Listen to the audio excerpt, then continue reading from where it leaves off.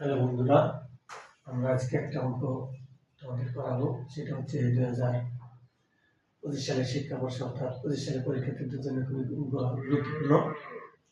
সেটা হচ্ছে সাধারণ পরিমিতির একটি অঙ্ক। সেটা হচ্ছে একটি লোহার পাইপের ভিতরের ও বাইরের ব্যাস যত করে 14 সেন্টিমিটার 16 সেন্টিমিটার এবং লোহার পাইপের উচ্চতা 5 মিটার। এখন হচ্ছে লোহার ওজন 5.2 গ্রাম হলে পাইপের লোহার ওজন কত আমরা নির্ণয় করবো। তাহলে পাইপের লোহার ওজন এটা যদি আমরা এর আগে ডিটেলস আলোচনা করতে চাই তাহলে আমাদের ভিডিওটা হয়তো অনেক বড় হবে। তোমরা যারা ভিডিও দেখবে, যদি তোমাদের কাছে ভালো লাগে তোমরা এটা শেয়ার করে আরো দুজনকে দেখার সুযোগ করে দেবো। তাহলে দেখো আমরা শুরু করে দিতেছি। আমরা প্রথমে শুরু করবো সমাধান।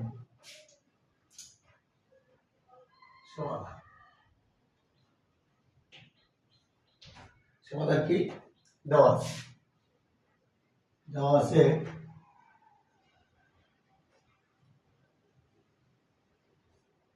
লোহার পাইপের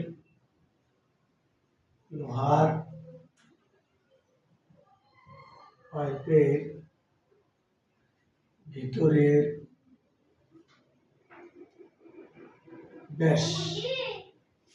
ব্যাসকে আমরা যদি ব্যাস না ধরে আমরা যদি ব্যাসকে দেওয়া আছে 14, তাহলে আমরা যদি ব্যাসার্ধ যদি বলি ব্যাসার্ধ, তাহলে আমাদের ব্যাসকে 2 দিয়ে ভাগ করলে আমাদের ব্যাসার্ধ আসবে। তাহলে আমরা যদি এটিকে R1 বলি, তাহলে ভিতরের ব্যাসার্ধকে আমরা R1 ধরে যদি ধরি, তাহলে আমাদের এটা হবে 14/2। আমরা জানি বা হচ্ছে 7 সেন্টিমিটার।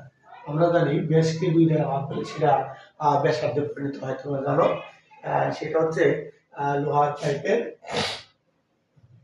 বাইরের ব্যাসার্ধ যদি আমরা বলি R2 সমান হচ্ছে 2 বা হচ্ছে 8 সেন্টিমিটার।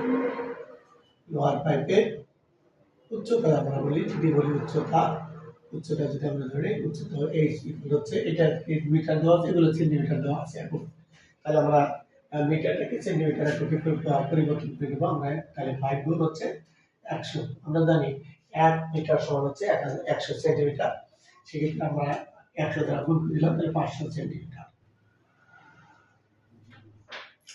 এখন আমরা যদি এটা বলি যে লোহার পাইপের ভিতরের আয়তন আর লোহার পাইপের বাইরের আয়তন, এই ভিতরের আয়তন এবং বাইরের আয়তনের বিয়োগ করলে আমাদের লোহার পাইপের আয়তন বের হবে, লোহার আয়তন বের হবে। যেটা আমরা লোহাটাকে পাবো সেই লোহার আয়তন পাবো। তাহলে আমরা ভিতরের ব্যাসার্ধ বের করছি, বাইরের ব্যাসার্ধ বের করছি, উচ্চতা বের করছি। তাহলে আমরা লোহার পাইপের আয়তনটা নির্ণয় করবো। অতএব লোহার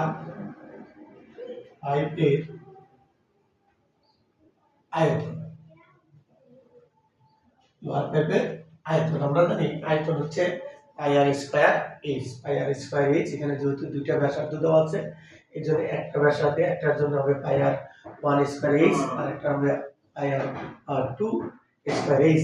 তাহলে আমরা বড়টার থেকে ছোটটা বাদ দিলে আমাদের ভিতরের যেটুকু থাকে সেটা লোহার পাইপের আয়তন। তাহলে আমরা লোহার পাইপের আয়তন কি বের করবো?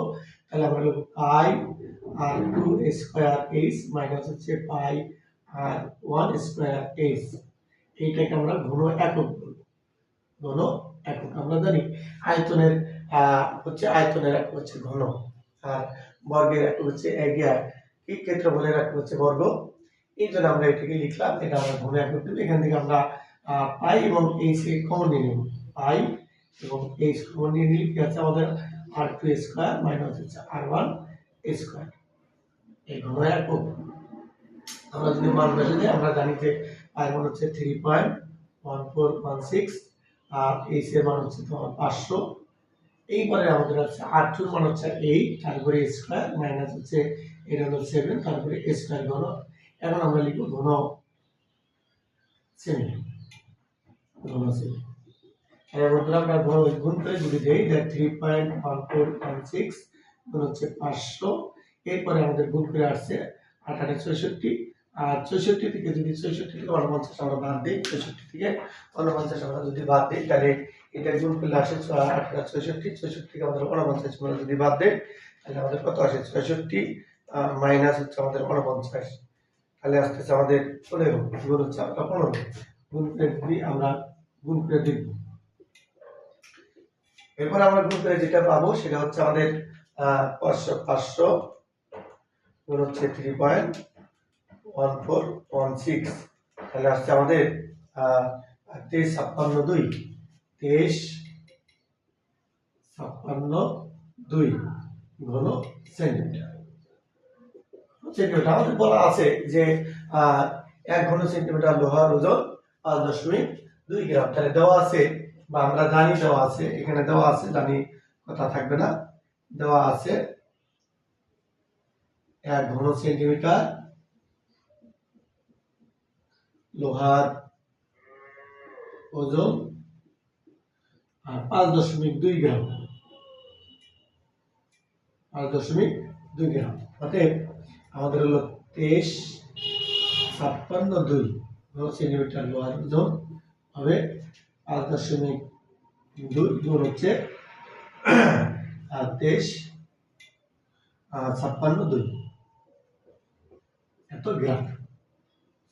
আমরা গুণ করে দেব, এটা একসাথে গুণ করে যদি আমরা দিই 23.56 গুণ যদি আমরা করি 5.2, তখন আসতেছে আমাদের হচ্ছে 1,22,522.4, 1,22,522.4 গ্রাম। আমরা জানি গ্রামকে যখন আমরা কেজিতে পরিণত করবো তখন আমাদের 1000 দ্বারা ভাগ করতে হবে। কত দ্বারা ভাগ করতে হবে? 1000 দ্বারা ভাগ করতে হবে। আমরা এখানে লিখবো 122.5224, অর্থাৎ 5.2 কেজি। এখানে আমাদের আলোর সংখ্যা ছিল, এই জন্য আমরা লিখবো প্রায়। এখানে আমরা রেফারেন্স লিখতে পারি যে 1000 গ্রাম সমান হচ্ছে 1 কেজি। এটা হচ্ছে আমাদের অর্থের নির্ণয়। আমরা লিখতে পারি নির্ণয়, লিখবো কি অর্থের নির্ণয় পাইপের ওজন, নির্ণয় পাইপের লোহার ওজন 122.52 গ্রাম 1 কেজি, এত কেজি। বন্ধুরা, এটা আমাদের আজকের অ্যান্সার। আশা করি আমরা সবাই ভালো বুঝছি। এটা আমাদের পরীক্ষার জন্য খুব ইম্পর্টেন্ট।